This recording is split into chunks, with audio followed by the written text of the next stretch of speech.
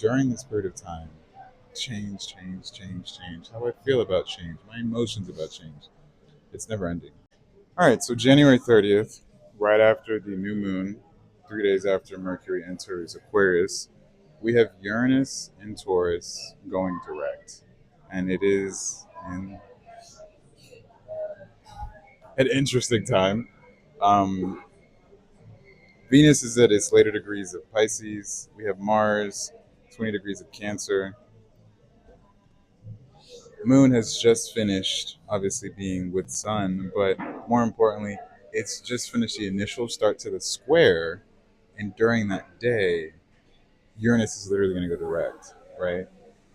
So we have mixed emotions, ideas, and the desire to have an absolute change, an absolute overhaul. That can't get stated enough. I hate it personally. I'm a fixed sign, so I'm just trying to roll with the punches, but I do hate it. But you're still called to do it. Life can't just be the same thing. You can't continuously do the same thing.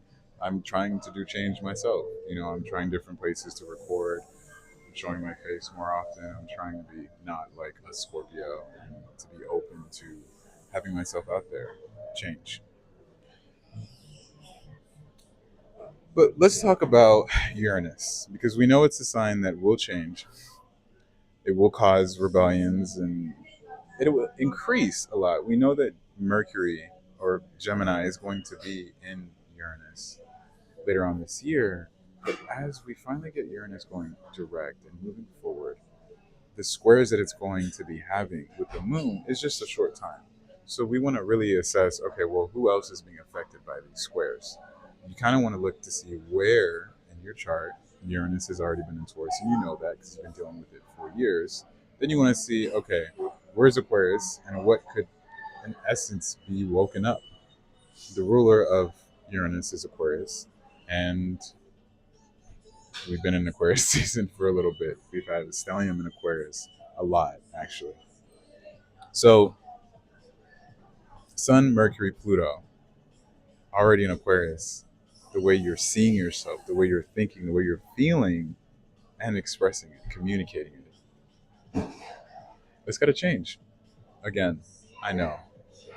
I've recorded 3 videos in this sitting, and having to say change every 5 minutes is annoying.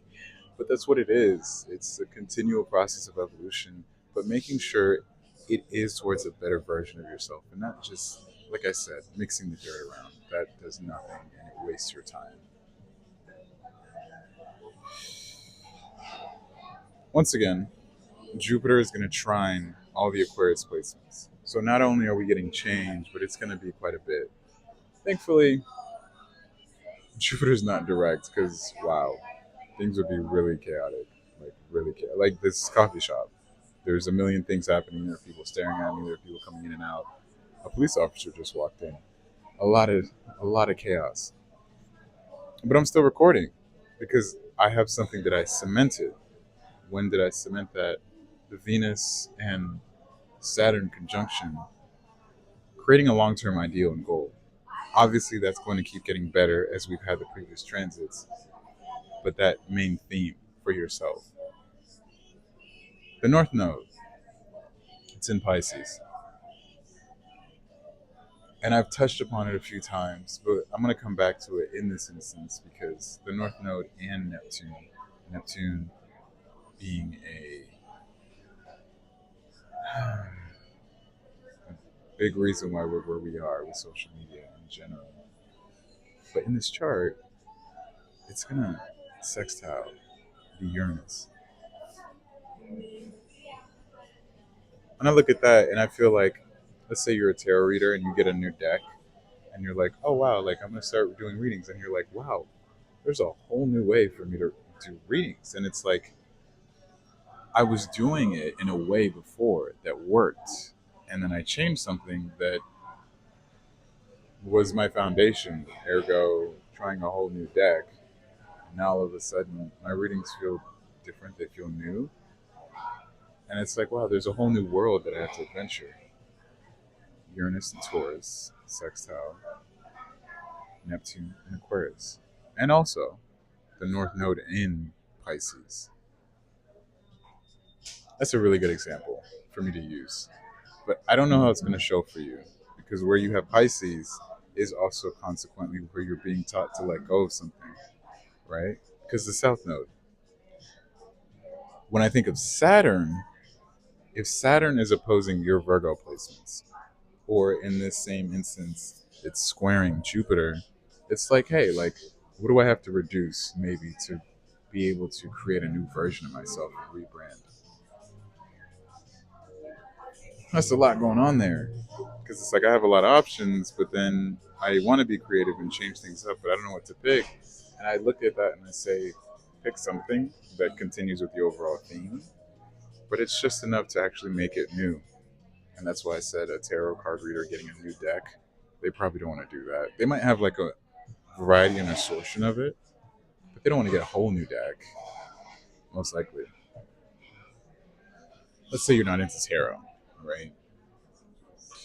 Let's say you have Pisces in your 10th house, right? So that would mean Jupiter would be on your descendant, if I'm doing this astrology stuff correctly. Yeah, you'd have a Gemini descendant, you'd have a Sag. Wait, nope. It'd be the opposite. It was Sagittarius descendant. So this would be an increased sense of connecting with people. Because if Sagittarius is in your descendant, Jupiter's been opposing that, and you have the South Node in Virgo in your fourth, no longer trying to be perfect, trying to strive to appease to your family members, maybe your parents grew you up in a certain way, and you're like, I'm gonna let this go. And then as Uranus has been sitting its ugly rear in your 12th house, it's like, okay, so in order to move into a new way of living career wise, I have to let go of this mentality that I've created about either abundance or the way I have to look at finances because Taurus, Venus themes, and rebrand that. And it might come at the cost of sacrificing what you used to have at home. If Saturn's been in your 10th house, then it's like, oh, well, all the career stuff that I thought I needed to do is no longer what I need to do. And that opposition creates this whole energetic thing that this Saturn and Uranus is sneaking in there. And it's like, all right, let this go. While at the same time, you've been learning new ways of looking at life because of all the Aquarius stuff in your ninth house. It's a lot. So you want to look at all those together in your chart. There's a lot that's going on. Astrology is a continual moving puzzle piece that can kind of help you understand the universe. You'll never fully understand it completely, but it really does a good job at kind of giving you something to grip on. And that's really it. The Uranus going direct is going to add a nice little spicy jolt into what everyone's been already experiencing in our current life.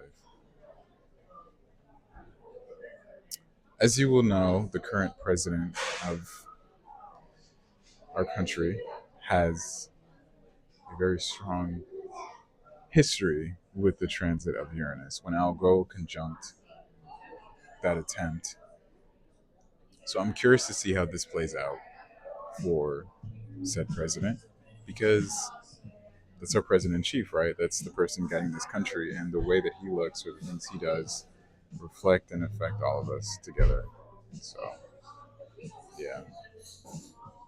With that being said, hopefully this makes a lot of sense. If it doesn't, let me know in the comments. But thank you for watching. Take care. And until the next time we meet, I hope you stay safe and you survive or thrive. Why not both?